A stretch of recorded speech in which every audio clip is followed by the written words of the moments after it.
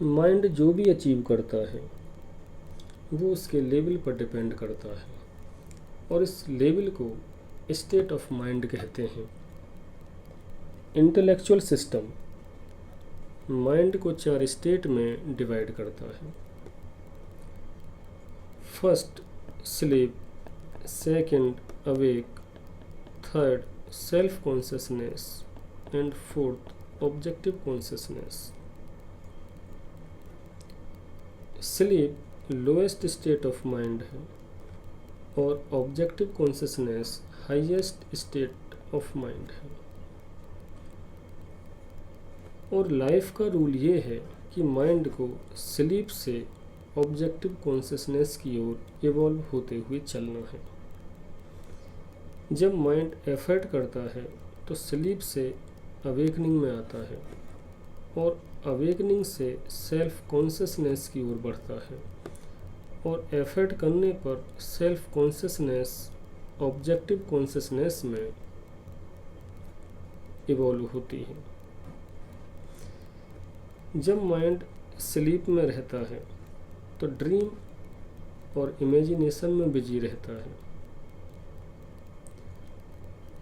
Dream और reality में भी फर्क नहीं कर पाता, लेकिन जब अवेकनिंग में आता है तो माइंड ड्रीम और रियलिटी में फ़र्क करने लगता है,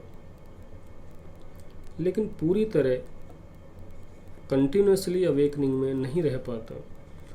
वो इमेजिनेशन करता रहता है और थोड़े थोड़े टाइम के लिए अवेकनिंग में आता रहता है। तो हम कहते हैं कि माइंड अवेक में नहीं रहता, वहाँ पल्सेज ऑफ अवेकनिंग चलती रहती हैं। इसका मतलब ये है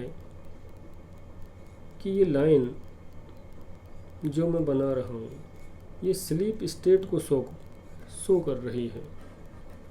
इसमें माइंड ड्रीम और इमेजिनेशन में बिजी है, लेकिन जब उसे अवेकनिंग आती है कुछ सेकंड के लिए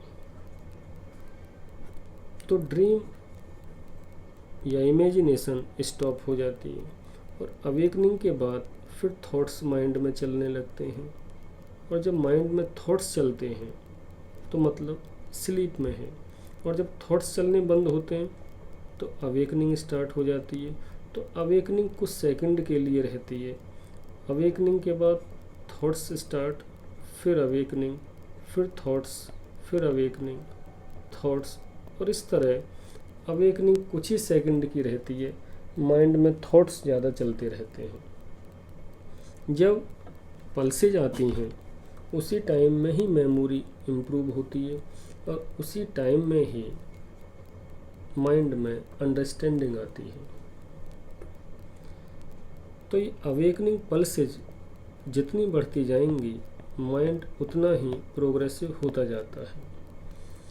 जब भी हम रियल लाइफ में फ़र्क महसूस करते हैं कि कोई आदमी प्रोग्रेसिव है, कौन प्रोग्रेसिव नहीं है, तो फ़र्क यही है कि जिस माइंड में अवेकनिंग पल्सेज ज़्यादा हैं वो ज़्यादा प्रोग्रेसिव है, और जिसमें अवेकनिंग पल्सेज कम हैं वो कम प्रोग्रेसिव है।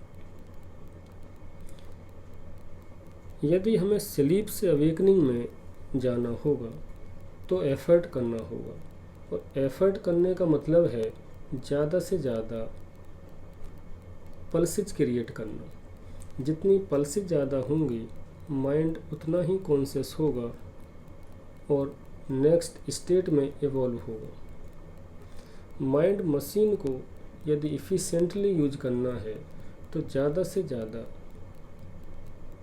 अवेकनिंग चाहिए। तो जब भी ये कॉन्सेप्ट याद आए तो माइंड को एक सेकंड के लिए स्टॉप करें और अवेकनिंग पल्सेज लाएं। और यदि ऐसा हो सके तो मान लीजिए कि माइंड पहले से ज़्यादा इम्प्रूव्ड है। ये टोटल सेकंड्स जितनी ज़्यादा होती जाएंगी उतना ही माइंड नेक्स्ट लेवल की ओर बढ़ता जाएगा, क्योंकि एफर्ट्स में टोटल सेकंड ही काउंट होती हैं।